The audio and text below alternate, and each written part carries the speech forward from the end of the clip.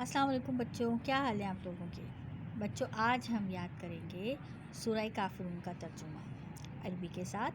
چلیں بچوں شروع کرتے ہیں۔ بسم اللہ الرحمن الرحیم، اللہ کے نام سے جو رحمان الرحیم ہے۔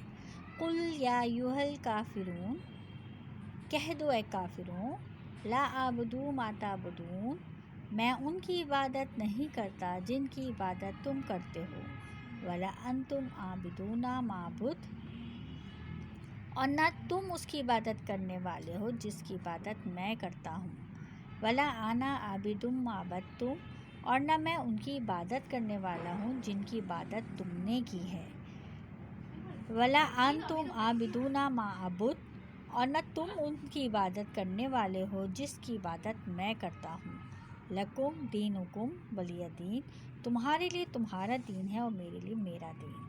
چلیں ایک بار پھر پڑھتے ہیں۔ بسم اللہ الرحمن الرحیم، اللہ کے نام سے جو رحمان الرحیم ہے۔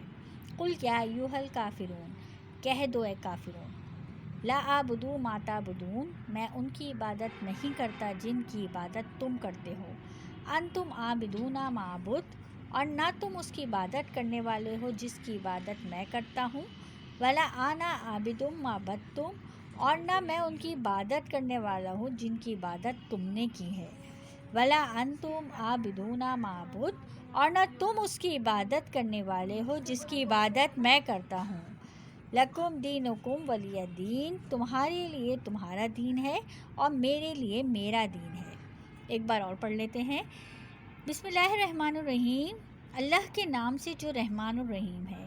قل یا ایھا الکافرون، کہہ دو اے کافروں، میں لا اعبدو ما تعبدون، میں ان کی عبادت نہیں کرتا جن کی عبادت تم کرتے ہو، ولا انتم عابدون ما اعبد، اور نہ تم ان کی عبادت کرنے والے ہو جس کی عبادت میں کرتا ہوں، ولا انا عابد ما عبدتم، اور نہ میں ان کی عبادت کرنے والا ہوں جن کی عبادت تم نے کی ہے، ولا انتم عابدون ما اعبد، اور نہ تم اس کی عبادت کرنے والے ہو جس کی عبادت میں کرتا ہوں، لکم دینکم ولی دین، تمہارے لیے تمہارا دین ہے اور میرے لیے میرا دین۔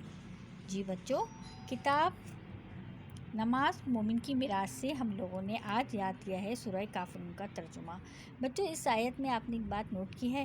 جی میں نے بار بار نوٹ کی کہ ایک بات کی بار بار تکرار کی گئی ہے، یعنی ایک بات کو بار بار ریپیٹ کیا گیا ہے۔ تو قرآن پاک جو ہے وہ اللہ تعالیٰ کی ایک زبان ہے، ہم اس کو ایسے سمجھیں گے، اور انسانی نفسیات کے حساب سے اس میں بات کی گئی ہے۔ ہمارے استاد محترم نے ہمیں بار بار تاکید کی گئی ہے کہ ہم ان عربی کے الفاظ کو اردو کے ترجمے کے ساتھ یاد کریں تاکہ اس کے معنی و مفہوم ہمارے ذہنوں میں بیٹھ جائیں۔ ٹھیک ہے بچوں، تو آپ لوگ بھی اس پہ غور و فکر کیجیے گا کہ ایک بات کو مختلف زاویے سے بیان کیا گیا ہے جو کہ انسانی نفسیات کے حساب سے ہے، تاکہ یہ بات ہمارے ذہن میں بیٹھ جائے، حفظ ہو جائے۔ ٹھیک ہے، تو اپنا بہت خیال رکھیے گا۔ اگلی دفعہ سورہ نصر کے ساتھ حاضر ہوں گے۔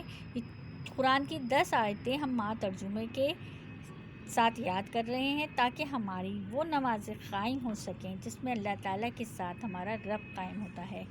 بچوں آپ کے ساتھ میں بھی کوشش کر رہی ہوں ان آیتوں کو بار بار حفظ اور یاد کرنے کی، تو اپنا بہت خیال رکھیے گا۔ اللہ حافظ۔